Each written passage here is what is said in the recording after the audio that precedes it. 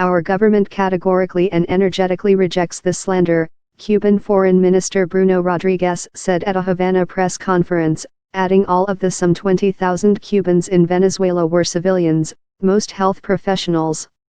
Rodriguez called on the U.S. administration to produce proof. There is a big political and communications campaign underway which are usually the prelude to larger actions by this government, Rodriguez said. Communist-run Cuba has been a key backer of the Venezuelan government since the Bolivarian Revolution that began under former leader Hugo Chavez in 1998.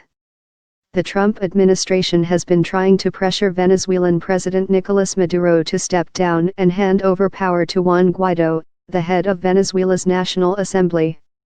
Guaidó invoked a constitutional provision to assume the presidency a month ago, arguing that Maduro's re-election last year was a sham. The United States immediately recognized Guaidó as interim president. Since then, many of Venezuela's neighbors and most Western countries have followed suit. Maduro retains the backing of Russia and China and control of Venezuelan state institutions, including the security services. Rodriguez termed the political crisis in Venezuela a failed imperialist coup, fabricated in Washington, and warned plans to deliver humanitarian aid were a recipe for violence and intervention.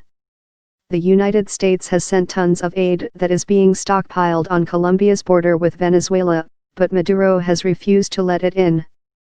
Guaidó has announced he will move the aid into the country by air, land, and sea on February 23 and called on Venezuelans to help bring it through. President Trump, speaking in Miami on Monday, warned the Venezuelan military to let the aid in or face dire consequences. We are all witnesses in the making of humanitarian pretexts. A deadline has been set for forcing the entry of humanitarian aid, Rodriguez said. Rodriguez reiterated Cuba's claim last week that the United States was moving special forces to the Caribbean, a charge the State Department's special envoy for Venezuela, Elliot Abrams, termed a lie.